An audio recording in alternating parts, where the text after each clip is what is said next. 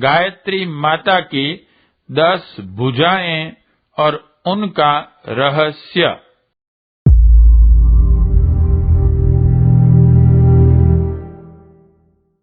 गायत्री महाशक्ति के चित्रों में चित्रित 5 मुखों का तत्व दर्शन उपर्युक्त पंक्तियों में समझा जा सकता है। अब 10 भुजाओं के रहस्य पर प्रकाश डाला जाता है। मानव जीवन के 2 पहलू है।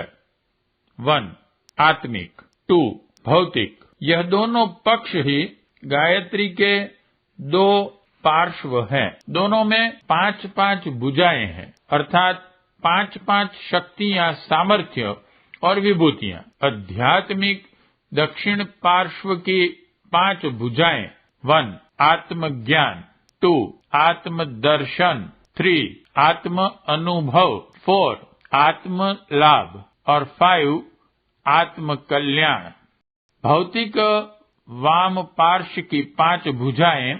1 स्वास्थ्य, 2 संपत्ति, 3 विद्या, 4 कौशल, 5 मैत्री। गायत्री के सच्चे उपासक को यह 10 सिद्धियां, 10 विभूतियां निश्चित रूप से मिलती हैं। इन 10 का संक्षिप्त परिचय इस प्रकार है। 1 आत्मज्ञान। आत्मज्ञान का अर्थ अपने को जान लेना, शरीर और आत्मा की भिन्नता को भली प्रकार समझ लेना और शारीरिक लाभों को आत्म लाभ की तुलना में उतना ही महत्व देना जितना दिया जाना उचित है। आत्मज्ञान होने से मनुष्य का असंयम दूर हो जाता है। इंद्रिय भोगों की लोलुपता के कारण लोगों की शारीरिक और मानसिक शक्तियों का अनुचित अनावश्यक व्यय होता है, जिसमें शरीर असंयमी, दुर्बल, रोगी, कुरूप एवं जीर्ण हो जाता है। आत्मज्ञानी इंद्रिय भोगों की उपयोगिता अनुपयोगिता का निर्णय आत्म लाभ की दृष्टि से करता है, इसलिए वह स्वभावतः संयमी रहता है और शरीर से संबंध रखने वाले दुखों से बचा रहता है। दुर्बलता, रोग एवं कुरूपता का कष्ट उसे नहीं भोगना पड़ता। जो कष्ट उसे पूर्व प्रारब्ध कर्मों के अनुसार भोगने होते हैं, वह भी आसानी से भुगत जाते हैं। 2 आत्मदर्शन। आत्मदर्शन का तात्पर्य है अपने स्वरूप का साक्षात्कार करना। साधना द्वारा आत्मा के प्रकाश का जब साक्षात्कार होता है, तब प्रीति प्रतीत, श्रद्धा, निष्ठा और विश्वास भावना बढ़ती है। कभी भौतिकवादी, कभी अध्यात्मवादी होने की डामाडोल मनोदशा स्थिर हो जाती है और ऐसे गुण कर्म स्वभाव प्रकट होने लगते हैं जो एक आत्मदृष्टि वाले व्यक्ति के लिए उचित हैं। इस आत्मदर्शन की द्वितीय भूमिका में पहुंचने पर दूसरों को जानने, समझने, उन्हें प्रभावित करने की सिद्धि मिल जाती है। जिसे आत्मदर्शन हुआ है, उसकी आत्मिक सूक्ष्मता अधिक व्यापक हो जाती है। वह संसार के सब शरीरों में अपने को समाया हुआ देखता है। जैसे अपने मनोभाव, आचरण, गुण, स्वभाव, विचार और उद्देश्य अपने को मालूम होते हैं, वैसे ही दूसरों के भीतर की सब बातें भी अपने को मालूम हो जाती हैं। साधारण मनुष्य जिस प्रकार अपने शरीर और मन से काम लेने में समर्थ होते हैं, वैसे ही आत्मदर्शन करने वाला मनुष्य दूसरों के मन और शरीरों पर अधिकार करके उन्हें प्रभावित कर सकता है। 3 आत्म अनुभव। आत्म अनुभव कहते हैं अपने वास्तविक स्वरूप का क्रियाशील होना, अपने अध्यात्म ज्ञान के आधार पर ही भावना का होना। आमतौर से लोग मन में विचार तो बहुत ऊंचे रखते हैं, पर बाह्य जीवन में अनेक कारणों से उन्हें चरितार्थ नहीं कर पाते। उनका व्यावहारिक जीवन गिरी हुई श्रेणी का होता है, किंतु जिन्हें आत्मानुभव होता है, वे भीतर बाहर से एक होते हैं। उनके विचार और कार्यों में तनिक भी अंतर नहीं होता। जो कारण उच्च जीवन बिताने में सामान्य लोगों को पर्वत के समान दुर्गम मालूम पड़ते हैं, उन्हें वे एक ठोकर में तोड़ देते हैं। उनका जीवन ऋषि जीवन बन जाता है। आत्म अनुभव से सूक्ष्म प्रकृति की गतिविधि मालूम करने की सिद्धि मिलती है। किसका क्या भविष्य बन रहा है, भूतकाल में कौन क्या कर रहा था, किस कार्य में दैवी प्रेरणा क्या है, क्या उपद्रव उत्पन्न होने वाले हैं, लोकांतरों में क्या हो रहा है, कब कहाँ क्या वस्तु उत्पन्न और नष्ट होने वाली है, आदि ऐसी अदृश्य एवं अज्ञात बातें जिन्हें साधारण लोग नहीं जानते, उन्हें आत्मानुभव की भूमिका में पहुंचा हुआ व्यक्ति भली प्रकार जानता है। आरंभ में उसे ये अनुभव कुछ धुंधले होते हैं, पर जैसे जैसे उसकी दिव्य दृष्टि निर्मल होती जाती है, सब कुछ चित्रवत दिखाई देने लगता है। 4. आत्म लाभ। आत्म लाभ का अभिप्राय है अपने में पूर्ण आत्म तत्व की प्रतिष्ठा। जैसे भट्ठी में पड़ा हुआ लोहा तपकर अग्निवर्ण का लाल हो जाता है, वैसे ही इस भूमिका में पहुंचा हुआ सिद्ध पुरुष दैवी तेज पुंज से परिपूर्ण हो जाता है। वह सत्य की प्रत्यक्ष मूर्ति होती है। जैसे अंगीठी के निकट बैठने से गर्मी अनुभव होती है, वैसे ही ऐसे महापुरुषों के आसपास ऐसा सतोगुणी वातावरण छाया रहता है जिसमें प्रवेश करने वाले साधारण मनुष्य भी शांति अनुभव करते हैं। जैसे वृक्ष की सघन शीतल छाया में ग्रीष्म की धूप से तपे हुए लोगों को विश्राम मिलता है, उसी प्रकार आत्म लाभ से लाभान्वित महापुरुष अनेकों को शांति प्रदान करते रहते हैं। आत्म लाभ के साथ साथ आत्मा की परमात्मा की अनेक दिव्य शक्तियों से संबंध हो जाता है। परमात्मा की एक एक शक्ति का प्रतीक एक एक देवता है। यह देवता अनेक रिद्धि सिद्धियों का अधिपति है। यह देवता जैसे विश्व ब्रह्मांड में व्यापक है, वैसे ही एक छोटा सा रूप यह पिंड देह है। इस पिंड देह में जो देवी शक्तियों के गुह्य संस्थान हैं, वे आत्म लाभ करने वाले साधक के लिए प्रकट एवं प्रत्यक्ष हो जाते हैं और वह उन देवी शक्तियों से इच्छानुकूल कार्य ले सकता है। 5. आत्म कल्याण। आत्म कल्याण का अर्थ है जीवन मुक्ति, सहज समाधि, कैवल्य, अक्षय आनंद, ब्रह्म निर्वाण, स्थिति प्रज्ञावस्था, परमहंस गति, ईश्वर प्राप्ति। इस पंचम भूमिका में पहुंचा हुआ साधक ब्राह्मी भूत होता है। पंचम भूमि में पहुंची हुई आत्माएं ईश्वर की मानव प्रतिमूर्ति होती हैं। उन्हें देवदूत, अवतार, पैगंबर, युग निर्माता, प्रकाश स्तंभ आदि नामों से पुकारते हैं। उन्हें क्या सिद्धि मिलती है? उनके उत्तर में यही कहा जा सकता है कि कोई चीज ऐसी नहीं जिसके आनंद के वे स्वामी नहीं होते। ब्रह्मानंद, परमानंद एवं आत्मानंद से बड़ा और कोई सुख इस त्रिगुणात्मक प्रकृति में संभव नहीं। यही सर्वोच्च लाभ आत्म कल्याण की भूमिका में पहुंचे हुए को प्राप्त हो जाता है। भौतिक पक्ष की 5 सिद्धियां, गायत्री माता की 5 भुजाएं आध्यात्मिक जीवन की दृष्टि से जरा भी कम महत्व की नहीं है। 6. निरोगता। गायत्री उपासक का आहार विहार संयमित रहता है, इसलिए उसे बीमारी का कष्ट नहीं भोगना पड़ता। नियमितता, निरालस्यता एवं श्रमशीलता का अभ्यस्त रहने के कारण उसके सारे अवयव क्रियाशील रहते हैं। किसी अंग का, इंद्रिय का दुरुपयोग न करने का स्वभाव होने का कारण उन सब की शक्ति चिर काल तक स्थिर रहती है। रोग, पीड़ा, अकाल मृत्यु का कारण असंयम ही तो है। आध्यात्मिक दृष्टिकोण अपनाने वाला जब संयम की रीति नीति अपनाएगा तो फिर उसके शरीर को कष्टों से ग्रसित होने का अवसर ही न आएगा।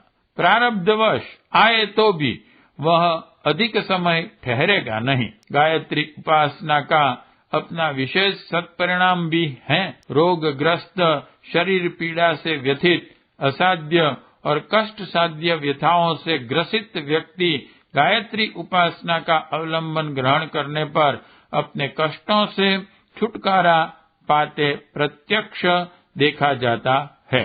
7. समृद्धि।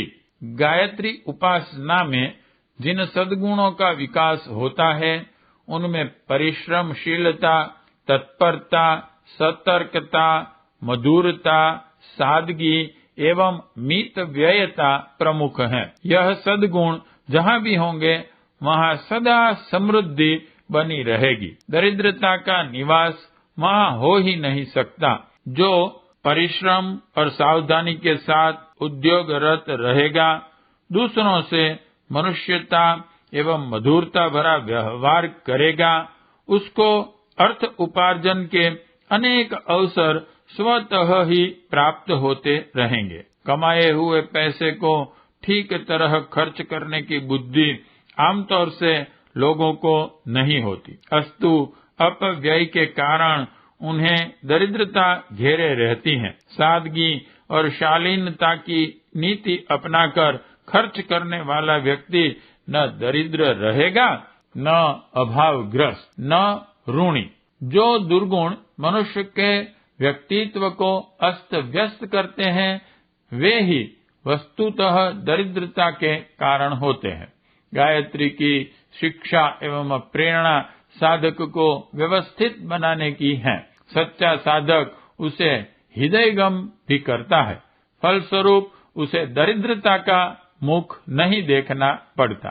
कई बार अर्थ संकट की चिंता भरी घड़ियों में गायत्री उपासना आश्चर्यजनक प्रकाश उत्पन्न करती है। आय के स्रोत अवरुद्ध हो गए थे, वे खुल जाते हैं, मार्ग के अवरोध हटते हैं और ऐसे अवसर उत्पन्न होते हैं जिनके कारण समृद्धि की संभावनाएं अनायास ही बढ़ जाती हैं।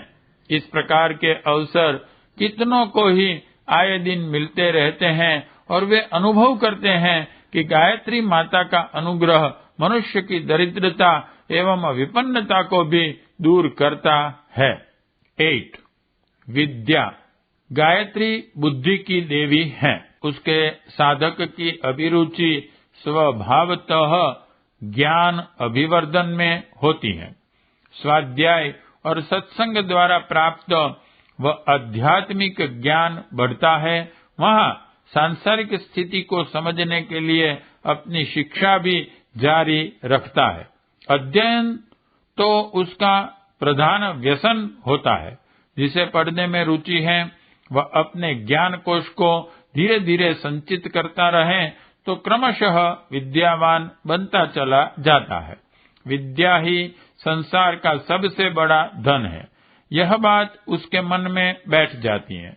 जो जिस प्रकार सामान्य लोगों को धन कमाने की धुन रहती है, उसी तरह उसे विद्यावान बनने की आकांक्षा निरंतर बनी रहती है।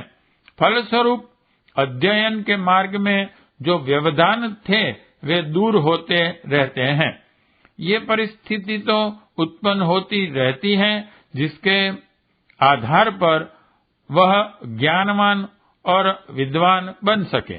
गायत्री उपासक अशिक्षित, मूढ़ एवं शिक्षा की उपेक्षा करने वाला हो ही नहीं सकता।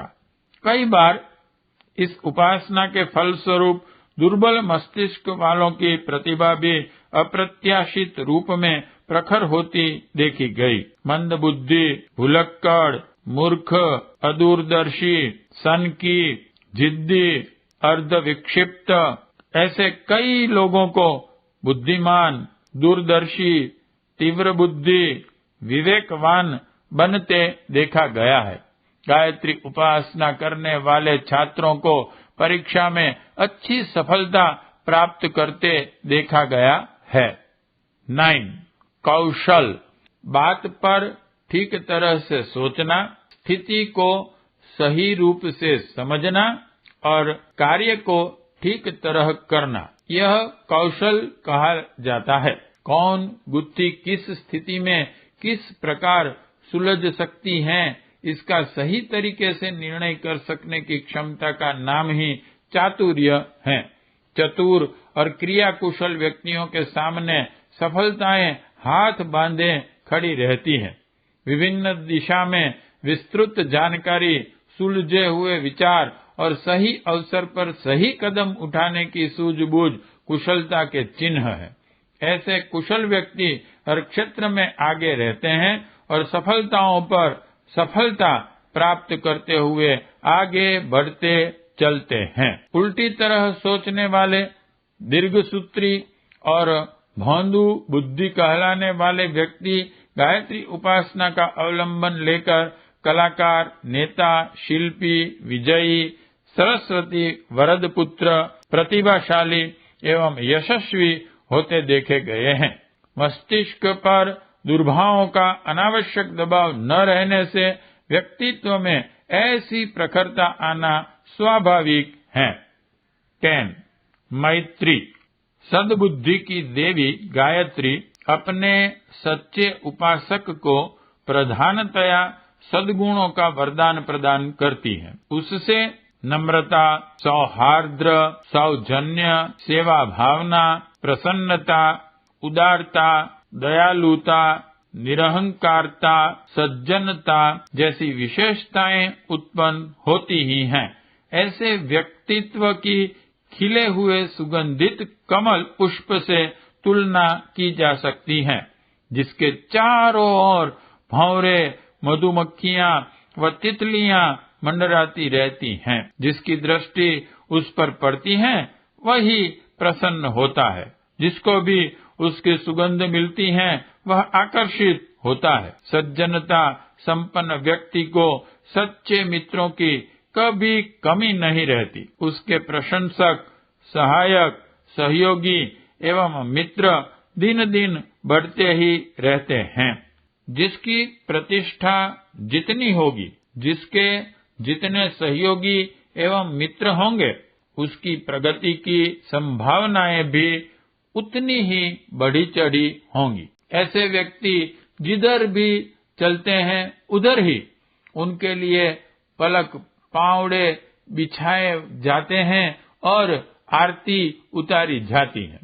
गायत्री उपासना से तात्कालीन लाभ भी अगणित होते हैं। शत्रुओं के घातक आक्रमण की संभावना समाप्त होती है। द्वेष शांत होता है और विध्वंसकारी विरोधियों के हौसले परस्त हो जाते हैं। जो प्रतिकूल थे वे अनुकूल बनते हैं और जिनका असहयोग था उनका सहयोग मिलने लगता है। जहाँ उपेक्षा, असहयोग एवं विरोध की संभावना थी, वहाँ अनुकूल वातावरण देखकर कितने ही व्यक्तियों ने गायत्री की अनुपम शक्ति का चमत्कार देखा है। वांग्मय 13 गायत्री की पंचकोशी साधना एवं उपलब्धियां। लेखक पंडित श्री राम शर्मा आचार्य जी। अगर आपको हमारी यह वीडियो पसंद आई हो तो इसको लाइक करें, कमेंट और शेयर जरूर करें। साथ ही हमारे YouTube चैनल ऋषि चिंतन को सब्सक्राइब कर बेल आइकन भी दबाएं ताकि आपको आने वाले वीडियोस की नोटिफिकेशंस मिलती रहें। धन्यवाद।